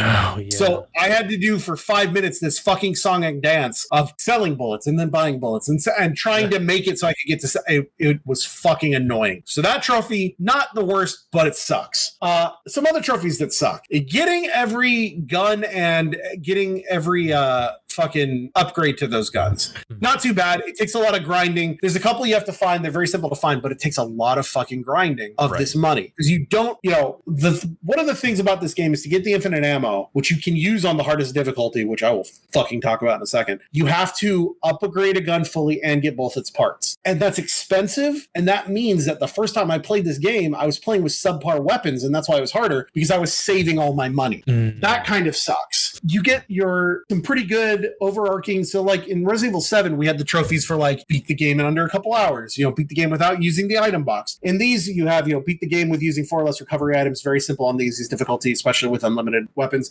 Beat the game in under 3 hours. Very simple. Beat the game without spending more than 10,000 lei. Once you've done enough to unlock everything, that's not a hard part. Yeah. The next following 4 trophies are why, from a trophy aspect, fuck this game. Especially fuck me for not doing it the right way and playing it on PS4 first so I could totally get these trophies for free. I fucked up. I'll talk about that in a second. But here are the 4 trophies that make me hate this game. Or 3 trophies. But the first one is Knives Out. Beat the entire game with just the knife. Mm-hmm. Here's why this sucks. Even on the easiest difficult, it's not too hard at the start. You can unlock a better knife in the upgrade section. You get like this fucking combat knife that Chris uses. And it's like, oh, it's not too bad, right? You can kill these guys and it's not like I'm taking damage. It's not too hard. Until you get to the end. When it all starts once you start fighting Heisenberg. Because first you have that fight where you're in the truck. And that's fine. You can use the truck's weapons. But when that's done and you get out, you have to fight this giant behemoth that is 6 times as big as your character model with a fucking knife. And you can't reach his fucking weak spot. Ugh. You are too short. So you have to keep knifing up and hoping that he'll duck down and hit it. It took me 5 minutes of just doing that. It gets even worse in the next part when you get into Chris's part, because after you get that part where he lays the target and you get in and you fight the big werewolf, right? You have to duck and knife this guy's fucking thigh for, I kid you not, 10 to 15 minutes. Jeez. Because that whole fight is based on using the laser to kill him. If you don't do that, even on the easiest difficulty, he has like 1 billion health points. I did this on stream. I streamed the whole game on my knife run because I thought it would be fun. I showed off all the cutscenes. I let everybody watch it like a movie while I was doing it at the same time. And this part was like 15 minutes of literally me just sitting here. I remember this. Yeah, because I remember you fighting Heisenberg again and just being like, oh, I have to just like luck into this hit. And it gets even worse in the last part, which is Mother Miranda fight, because Mother Miranda goes through 3 phases. The first phase, she's normal, you knife or whatever. Yeah. Then she turns into a giant spider, you knife or whatever. Then she turns into a bat and she flies just out of your range. And it's the same thing. There's no jump button. So you're just sitting here knifing and hoping she comes down so you can kind of hit her. And there's this part where there's these balls in the air of fire. And if you don't shoot them, they auto seek you and hit you, and you're not allowed to fire at them. Right. So while you're trying to hit her, you're just getting pelted with all this shit. And then there becomes a part, it's one of the few times in the game where you're allowed to use, the only times you're allowed to not use a knife are, there's a wall you have to blow up with a pipe bomb in Castle Demetresque to kill one of the bug ladies. There's a part in the fucking factory where you have to shoot some switches on the wall, and this part where she makes a big giant ball that you have to shoot so it explodes. The problem is right after they do that, then you have to hit her. And so the first time I did it, I shot the ball and it accidentally hit her too, voiding the whole thing, and I had to stop the boss fight and start over. Oh, yeah. The second time I did it correctly, and then I had to knife her. The problem is the last hit in this game, she's holding you and you have to shoot her in the heads to kill her, right? Well, can't do that, so I got to knife her. But the problem is she's just out of range. So it's like, I've done everything. I'm at the last part. All I got to do is hit her once and she dies. And she rears back, and that's when I do the hit. And the animation was so off that then she hit me, and then I tried to hit her, and she reared back, and she fucking killed me because it bugged out and I couldn't hit her animation. I do that fight 3 fucking times. Yeah. So fuck that. Let's go on to the next part that sucks. The hardest difficulty. With infinite ammo on the auto magnum, seems like it would be easy, right? Right. And it is. It's actually very simple until the same 3 parts. Oh, because the fight with Demetresque, pretty simple when you can just auto dump into her face. You know, the whole part with Beneviento is no combat. And the thing about those dolls is that there's a set pattern. She can only be in a couple places. So once you know those, you just have to know the pattern. Moreau fight is a little difficult because you can't get hit by the acid, but you can juke and jive, because on the hardest difficulty, like, you're basically, even with there's upgrades that you can get to health and everything, you still basically get 2 shot. You know, you get hit once, you get put into the danger state, you get hit again, you're dead. Yeah. It's pretty unforgiving. I know, definitely talk about why that sucks in a second, but it's not too hard. And then the Sturm fight, the guy with the big giant propeller head. Yes. You don't, on the hardest difficulty, even if you get him in the wall, the reaction time to when he hits the wall to when you're allowed to shoot him is minimal. So you just kind of have to dump into his normal body, which he's only taking half health at, and just hope you get lucky. Yeah. That fucking Heisenberg fight is fucking ridiculous on the hardest difficulty, because all of those upgrades that you've worked to get, the unlimited magnum, your extra health, doesn't work for the fucking car. That car, you have a block, but he's got this unstoppable sweep attack. And even if you're blocking, you get hit 3 times, you're dead. Yeah. And the time, that fight must have taken me about half a fucking hour, because it was just about that car is not very maneuverable. And then you're like trying to get out of the way of these swipes and you have to hit him with your cannon right before he hits you. It sucks. And then when you finally do it and you get out, you can unload with your magnum. It's not too bad. The Chris part on this difficulty fucking sucks, because sure, it's Call of Duty, and that's, you know, if you've got an unlimited ammo for his gun on the way down there, that's fine. But when you're lasing the target and you just have to sit there and they're throwing these guys that can 2-shot you and can jump across the fucking map. Right. And then you have to sit there and laze the target for 45 seconds. By the way, it's unlimited spawns. So even if you kill everybody on the hardest difficulty, on the easiest difficulty, when you kill everybody, they give you about 30 seconds of nothing. On the hardest difficulty, after you kill everybody, they immediately spawn a new wave. So that part sucks. The big guy with the hammer, since he can 2-shot you, it's not too hard, because now you can use your laser. So it's just like you got to juke jive, pop, pop, pop. It's not too bad. Mother Miranda fucking sucks on the hardest difficulty, because she moves so fucking fast that you can barely land shots on her. Right. Not too bad. So you get all that. I do all this. You unlock everything. You find all the collectibles. You buy all the things you want. And then you get to the absolute worst trophy I've had to experience this year. And I'm pause for 1 second. I got to turn on my air conditioning. I'm getting hot because I'm getting so mad. That's what happens when you're passionate about video games. You know what? Leave this part in. I want people to know that I had to go turn on my air conditioning because I'm getting fucking heated over here. Perfect. They decided to add a secondary mode in this game that wasn't in the first one. They brought back Mercenaries Mode. Yes. And this is what I remember watching you pull your hair out at. Mercenaries Mode worked in Resident Evil 4, 5, and 6 when it was third person, and it was action-oriented because you could move fast and you could see around you at all times, and you could see what was going on in every direction. You know where Mercenary Mode doesn't work? A slow-paced first-person shooter that is horror-based and not meant to be balls-to-the-wall action. And they decided it would be a funny idea to put a trophy to S-rank every Mercenaries Mode. I want to meet the person who thought this was a good idea and kick them in the balls. There are 8 stages to Mercenary Mode. It is the same as 4 maps with anywhere from 2 to 4 sections per. And there's a normal and a hard. And you have to S-rank all 8. The first 4, hard but doable. Right. And it's very simple. You get a gun and you get some money, and points are based on how fast you kill people and if you can chain the kills, if you can keep the kills going.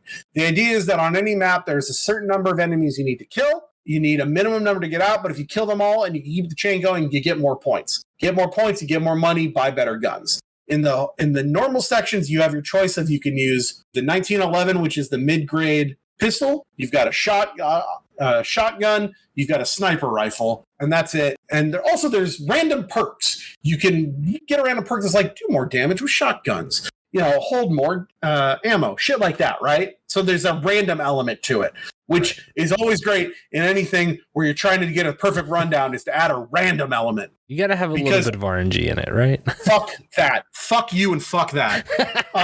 If you're going to make me do something like this, I am very good at getting the patterns down. If it's repetition to the point of learning where things spawn, I got you. The minute you make it random and it's like, oh, I didn't get the thing I want, so this whole thing is wasted, fuck you. Yeah. So the first 4, hard but doable. I did the strategy of going hard in on the auto shotgun and just blasting these motherfuckers in the face. Wasn't too hard. There's 4 levels. You got the village, you got the castle, you got the factory, and you got the other half of the village. The first 2, not too bad. The factory, even on the normal difficulty, fucking sucks because the factory, you get turned around very easily. And then the Mad Village, not hard at all. And then they decided, well, we're not done yet. Let's do the same 4 areas again, but let's do it on Village of Shadows difficulty, and you only get the shittiest starting pistol. I want you to understand something about the shitty starting pistol.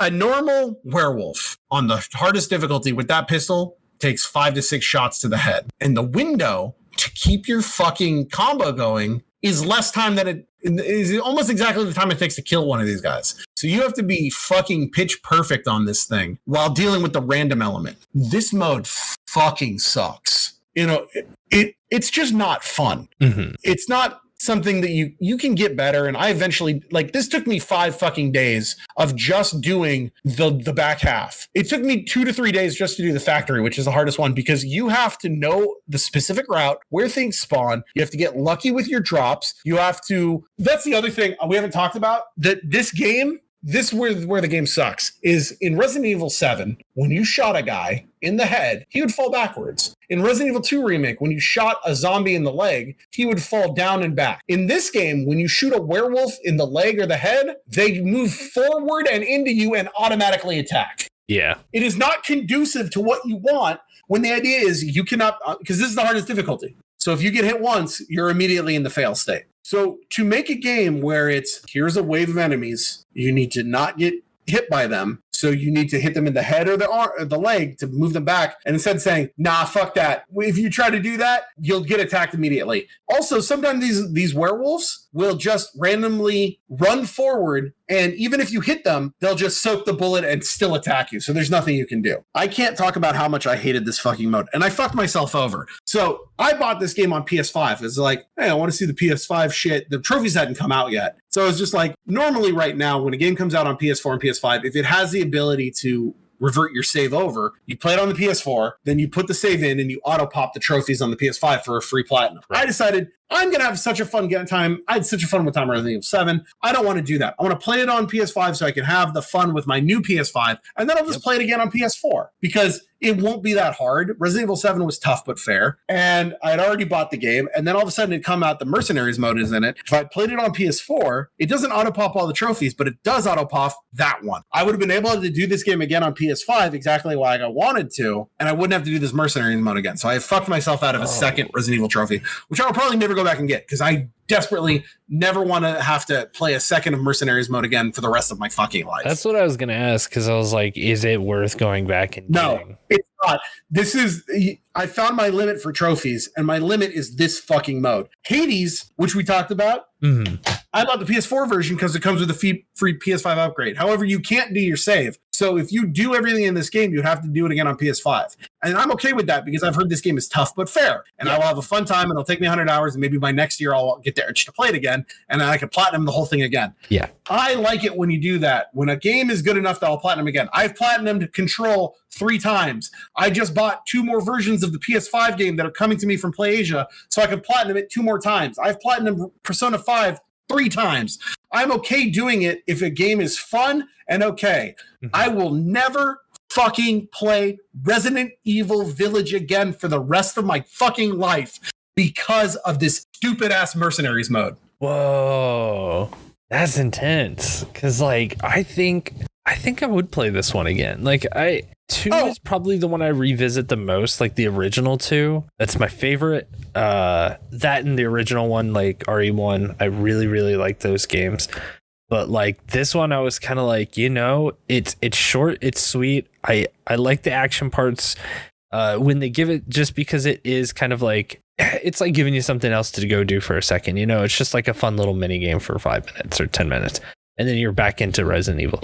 Like I think I would play this again, but like Mercenaries was the straw that broke on the fun aspect, on the story of, if you take that one trophy out of this game, this is a great fucking game, and it's hard, but the knives out and the hard mode, it sucks, but it's doable, right? It is literally one trophy stopping me from replatinuming this game, and it's just that fucking Legendary Cowboy. That's the name of the trophy if you're getting S rank and everything. Legendary Cowboy.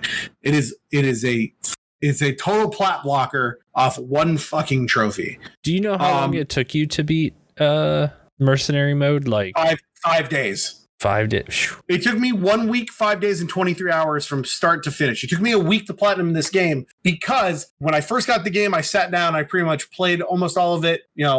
I took a day off from work because I was like, I'm gonna play this fucking game. I played that game, until the night. I woke up, I beat it the next day. And then I started another run to get all the collectibles I missed with a guide, because I gotten pretty much all of them. And I did that as a run to get treasure and to get the collectibles and to not use items. Then I played it again to get the speed run trophy. Then after I had gotten everything I needed to get the fucking unlimited magnum, I did another run on fucking the hardest difficulty. So that's 4 runs. I did my 5th run was the knife one. I waited a day or two so I could do it on my stream on Monday. And then I started Mercenaries mode. And that is what took, actually, let's see. So hold on. From my very first trophy in the game was on May 7th. And then the last run I did was the knife run, and I got that on May 10th. So actually in 3 days, it took me more than 5 days. It took me 3 days to play the game 5 times. It then took me 10 days. I apologize. 10 fucking days. Jeez. To do Mercenaries mode. And that was 10 days of playing nothing but this game. Like I might have played a quick 5-minute platinum or some shitty game in between, but that was 10 days of constant nonstop doing these maps over and over again. The normal mode took me about 4 or 5, maybe 3 or 4 days. I don't know for sure, but it's like, because they were hard, but they weren't like difficult. It's like I learned the map, I got the upgrades to my guns, I learned the way, I watched videos, I did it. And then those hard modes fucking broke me. There's a point where I just basically just said, I'm done. I give up. I'm not going to platinum this game. I fucking just gave up. And then I was like, fuck you. I got into this mode that I get into where it's like, if I don't platinum this game, then Capcom has fucking beaten me. And I know they don't give a shit, but it was like, I'm not going to let this fucking company beat me. I'm better than you, Capcom, and I will defeat you. And I did it. And it took me 10 fucking days. Fuck this game. Here's our rating system. We rate on fun and we rate on platinums.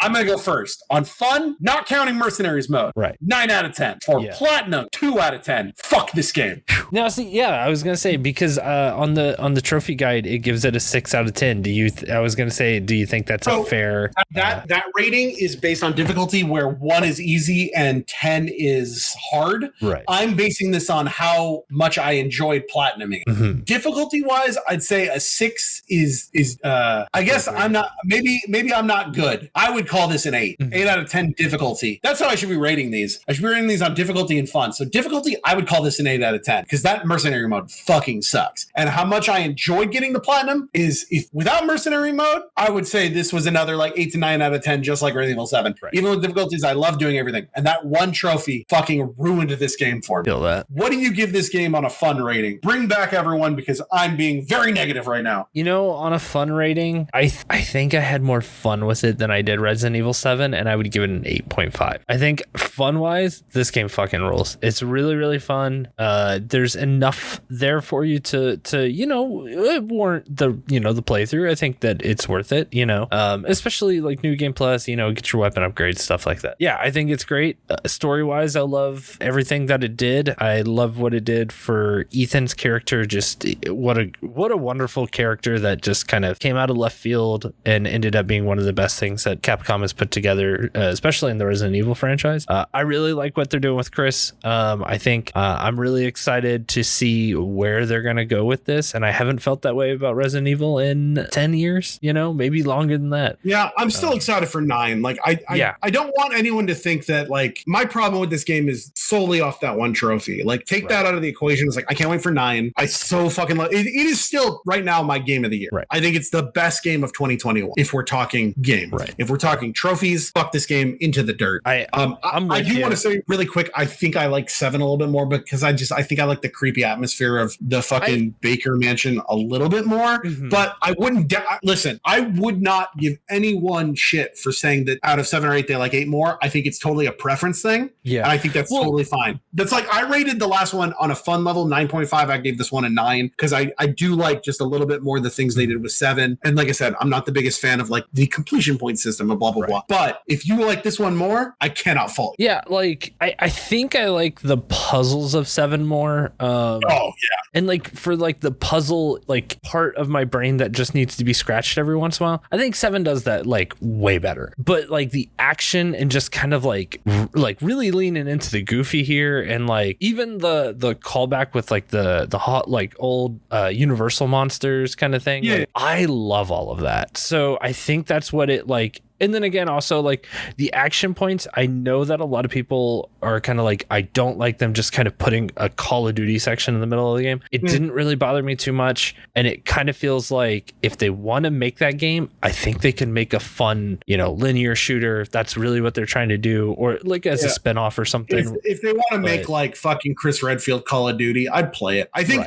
when it comes down to it though, on a detriment level, I think my biggest thing for liking 7 more than 8 and not talking about sort of whatever is I really do just think that in 7, the monsters act like you think they should. When you shoot them, they fall backwards. And in 8, there's a couple monsters that when you shoot them, they fall forwards. And I don't like that. It's not enough to make me hate the game, but it's enough to make me go, I like what you did with that. But that is a minor thing until you get to Mercenaries Mode, and then fuck you. Well, Chris...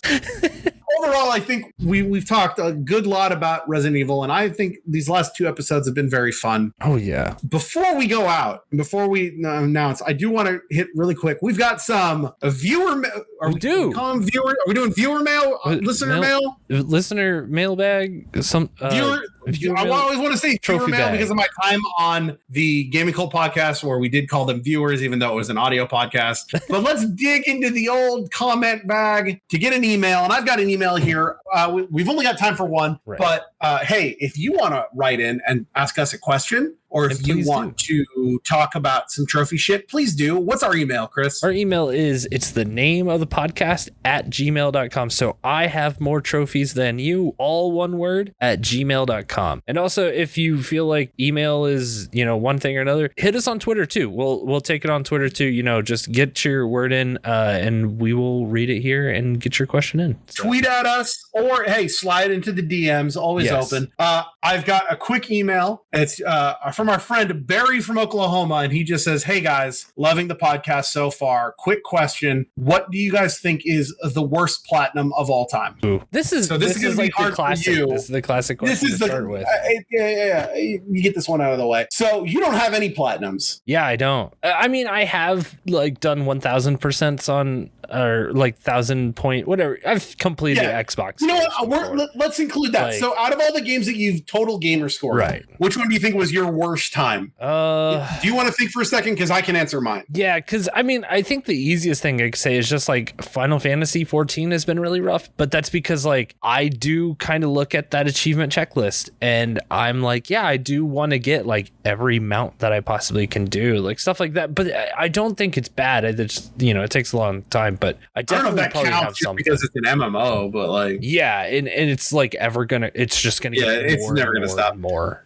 Do you have like from your Xbox days? Do you have one that's like your out of 1,000 out of 1,000, you're like, that wasn't worth it? You know, I don't know. Give me a second to think on it. Yeah, I want to say really quick, I know the complete answer to this question, and it's going to be a two-part. It's going to be AAA and it's going to be indie. AAA, the worst platinum I think I've ever gotten to spend the time, without a doubt, is Rage 2. Rage 2 fucking sucks. I would love to do an episode on Rage 2, so I don't want to go into it too much, but I'll just say that game was broken from the start. The trophies suck. There was barely anything in the game. That is by far the worst like AAA platinum I've ever gone for. I would love maybe in the future to do like an episode halfway on that, maybe on something else, because I don't know if we could talk about it for a full hour, but we should definitely write Rage 2 down in our list of games to talk about. Yeah, and I think I actually own that game too, so like it'd be very easy to look into. But the absolute worst game I've ever gotten the trophy for was a little $1 game, and I got it on the Vita and the PS4, called Little Adventure on the Prairie. It is some shitty clip art looking ass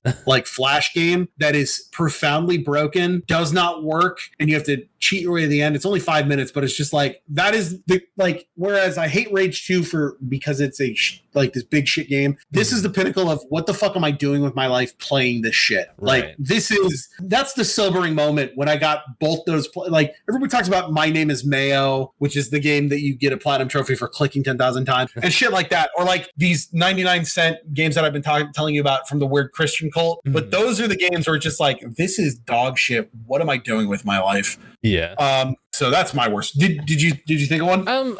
For me, I think like just in general, when a game asks me to play it like multiple times, that's kind of where I, throw my hat in. And I'm just I just want to play through it once. Kind of like if it's something that I'm really into, like the Sonic games, I play those like all the time, or like Final Fantasy 9. That's like a game I pretty much play like yearly at this point. I'm fine with that kind of stuff, but I just don't think I'm like gonna sit down and be like, I'm gonna play this game 3 times in a row from start to finish and just kind of keep moving on.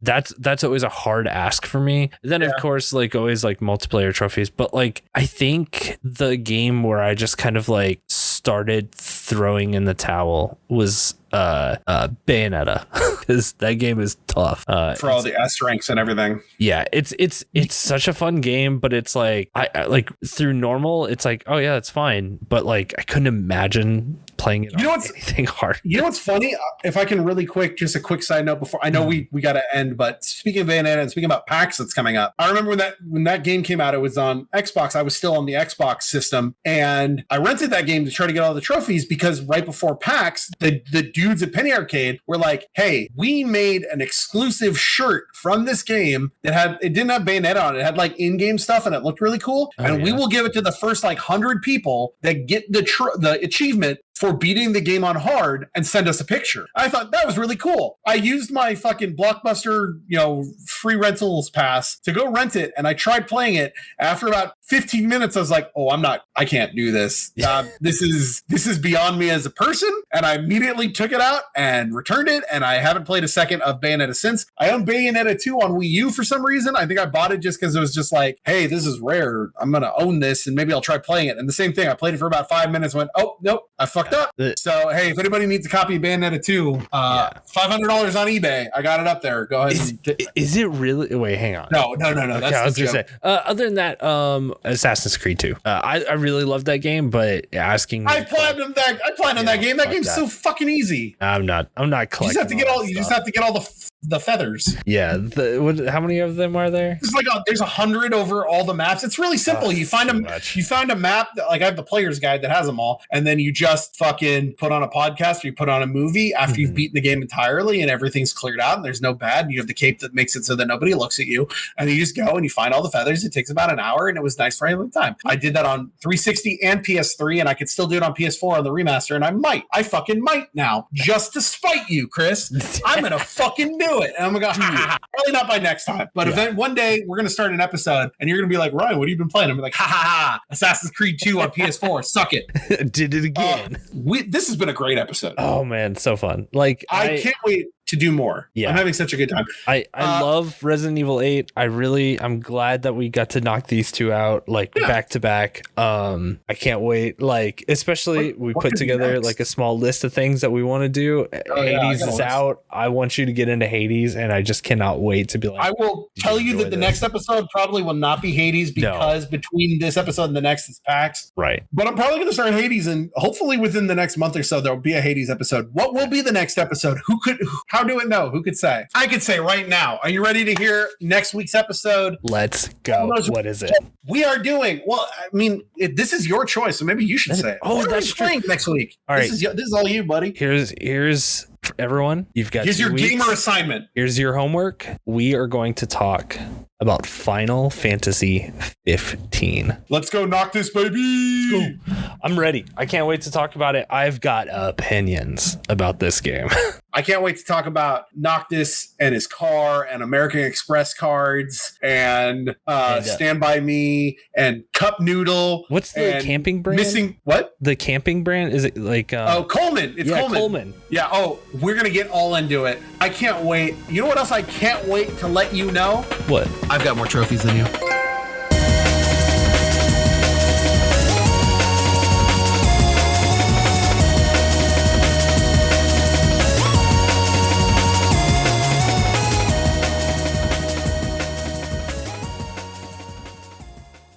Hey, thank you so much for listening to our podcast. If you'd like to send us questions, gaming memories, comments, or if you just want to know when the next episode is going to drop, then you can follow us on Twitter at MoreTrophiesPod. That's MoreTrophiesPod. That's More Trophies Pod. Also, you can email us at ihavemoretrophiesthanyou@gmail.com. It's just the name of the show, all one word, at gmail.com. Also, be sure to follow Ryan at Dr._Ryan on Twitter. You can also keep up to date with his Monday night Twitch streams office hours at twitch.tv/Dr._Ryan. That's Dr._RYAN. Dr._Ryan on both Twitch and Twitter. And follow Chris on Twitter at Burezu in Japan. Now, I know what you're thinking. Don't worry, I'm going to spell it out for you right now. That's BUREZUINJAPAN. That's all one word, Burezu in Japan on Twitter.